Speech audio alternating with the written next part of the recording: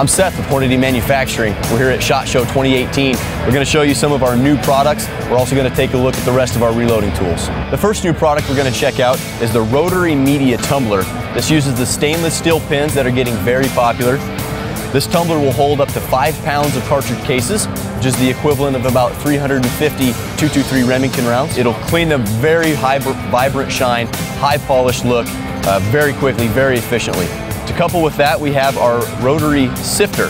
So you can dump your cartridge cases into the sifter with corncob media or the stainless steel pins, and it will filter the media out of the cases, so now you don't have to go through and dump each case out. It collects it for you so you can reuse it. You can dry your cases after that. These two products, very happy with for 2018. We're going to check out this product, which has been around for a while. This is our multi-stage, 5-station progressive press. We've got it set up right here in 223 Remington. It uses our lock and load bushing system for in and out of the dies.